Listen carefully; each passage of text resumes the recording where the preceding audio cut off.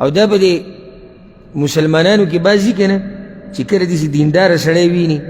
عالم ویني شیخ ویني دوی به سم دینداري راښکاره کړي سبحان الله الحمد لا اله الا الله او بیا به د جومات په اول صف کې ناست او به دا لکه پرېږده دا شیخ او پرېږده دا عالم او دا دینداره دی ستا په زړه باندې څه پوه دی په دې دا عبادات وښایه هغه رب ته د هغه د راضي کولو لپاره یې وکړه دا چې د دینداره په مخ کې او بیا یې نه کې دا چې د استاذ په مخ کې او بیا یې نه کې چې شیخ مخ کې بیا یې نه کې نو دا خو بیا ته ریاکار شوې دا خو د الله لپاره خو نه شو ځکه چې راضي کول د چا څوک راضي کول پکار دي هغه الله راضي کول پکار او ځکه چې اوچت مؤمني او د الله دپاره کار کوي دې سره کار نه چې چا لیدلی هم که نه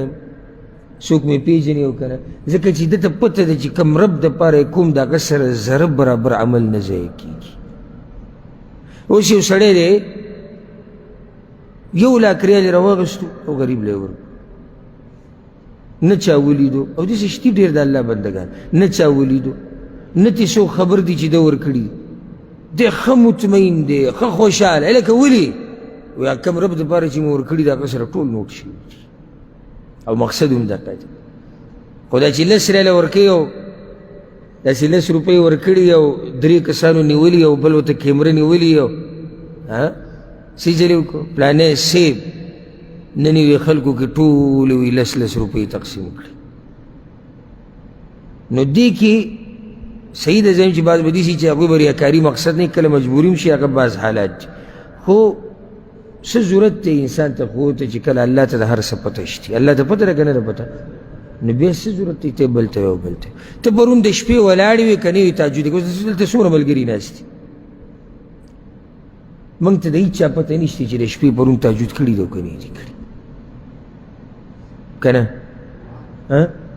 خو عرش والا د یوې یوې نه خبر دی که تا کړي م هغه ته پته ده که تا نه کړي م هغه ته پته ده